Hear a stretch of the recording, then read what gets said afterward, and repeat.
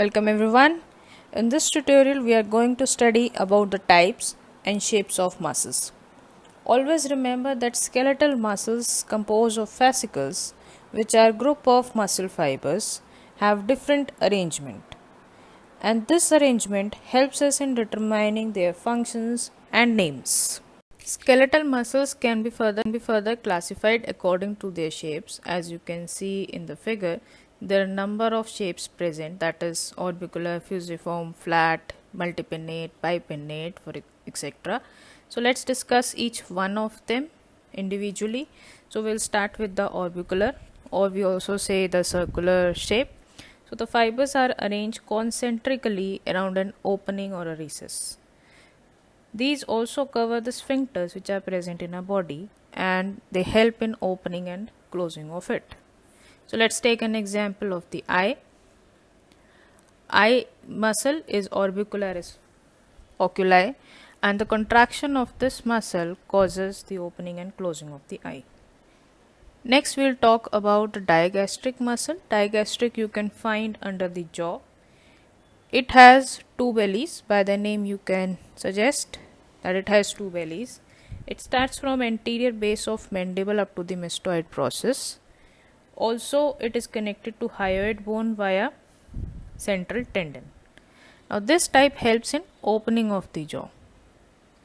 Another we'll discuss about the fusiform. Fusiform muscle shape is like spindle, or it is cylindrical, which is wider in middle and narrow towards both ends. Now the fibers in this run in straight line between the two attachment points. So force produced is mainly concentrated in the smaller area, that is the middle area most importantly. So for example, the biceps brachii, whenever the biceps do its function of elbow flexion, the force generated is mainly in the smaller area. Next we talk about the flat muscle, the example of which is external oblique. As you can see, the fibers are broad, relatively thin, sheet like arranged. So these type help in the rotatory movement of the body. Next we will talk about the parallel muscles. You can see also the example is sartorius. By the name it suggests that fibers are arranged parallel to the force generating axis, and they are usually used for the fast and explosive extensive movements. Now the fibers are arranged like a belt, and their one property is they can shorten up to 40 to 60% of their resting length. Next we talk about the convergent fibers. Convergent fibers, as you can see, the example is pectoralis major muscle. It is fan shaped or a triangular one. They converge at one point and spread over a broader area at other end. Because of this arrangement, they allow for more versatile types of movement. So now the pectoralis major role is the flexion of the upper arm. So this muscle can generate greater tension because they possess greater amount of muscle fibers in it. Next let's talk about the multipinnate muscles. That is, let's talk first in pinnate muscle. Pinnate is a word derived from a feather because of the arrangement of fibers like a feather, that is in oblique orientation. So the force produced is generally greater than the parallel muscles. So it has three types, that is multipinnate, bipinnate or unipinnate. Multipinnate fibers, they run in different directions. So obviously they have major function to support the body. So for example, the deltoid, which supports the most free movable joint in a body, that is a shoulder joint. So deltoid has a number of functions to support it. Similarly, we have bipinnate, where the fascicles are arranged on both sides of the central tendon.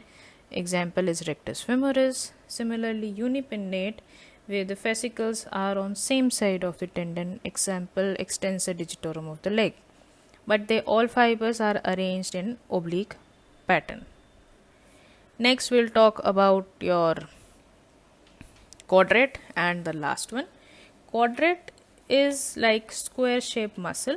They act as stabilizers along with their other functions. For example, is the rectus abdominis. Also, you can see in between the tendinous intersections in it. Now, what is a tendinous intersection?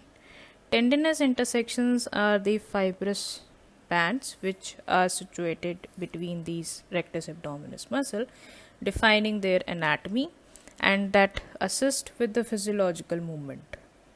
Now imagine if this is not present between the rectus abdominis, there would be one large muscle group on each side of the linea alba, which would allow the vertebral column to flex forward but would not permit a large extent of forward flexion. So this is why these tendinous intersections are also important in our muscles. So in the end, before commencing, I would say that shape of the muscle also determines the function and the amount of force a muscle will produce.